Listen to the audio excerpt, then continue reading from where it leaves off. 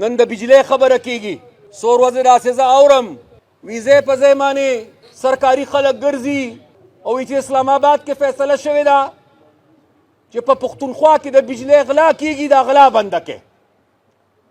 نو زه ترې نن دا تپوس کول غواړم چې اول خو را سره حساب کتاب وکړه نو بیا راته غل وایه که نه. اول خو چې حساب کتاب وکړو که نه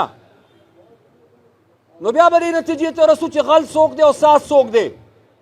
دا ښه ده چې زه د ثوابې په خاوره ولاړ دا خبره کوم. توربېله ډیم چې چېرته جنریشن کوي یعنی بجلی پیداواري یونټ دی په کومه ضلع کې لګېدلی دی جنریشن هاوس ثوابې کې دی که نه. نو چې نن څوک ثوابې ته راځي وصال او ثوابې کې د یو سړي نه میټر کوزوي او هغه ته وایي چې ته د بجلی غلا کې نو اول به ته زه دا تپوس کوم چې زما په صوبه کې خو دا بجلی نه په تیلو پیدا کیږي او نه په ګیس پیدا کیږي.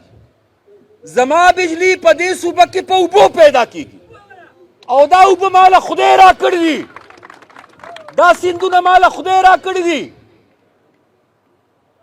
نو چې په اوبو باندې یونټ په څو پیدا کیږي خیر دی ما ته یو په څلور حساب کا ته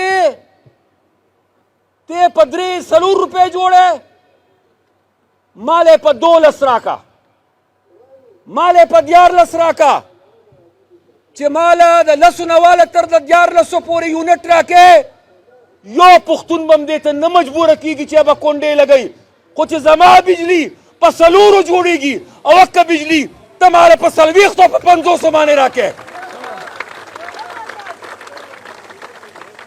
چې کومه بجلی په 4 جوړیږي او ته ماله په 40 راکې.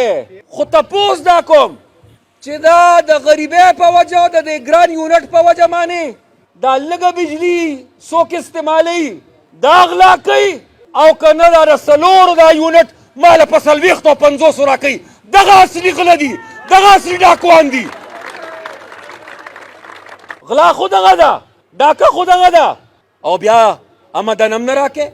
بجلی خو ارزانه ځکه نه راکې چې بیا تا ته پته ده چې که دا بجلی دلته ارزانه شوه نو فایدې پښتنو ته ده او دویمه ده چې بیا د چاکار سره چې په کراچۍ کې او په لاهور کې کارخانې لګوي په فیصل آباد کې کارخانې لګوي چې دلته ریټ کمی بیا خو به هر کارخانه دار وي چې زه پښتونخوا ته خپله کارخانه او سرمایه وړم چې دلته یې ولګوم.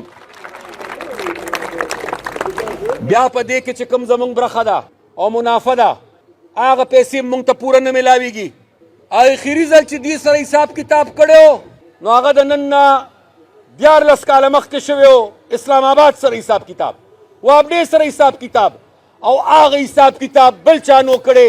هغه حساب کتاب سرې جنډې ستاسو په حکومت کې کړی 125 ارب روپۍ ته موږ راوړی وې.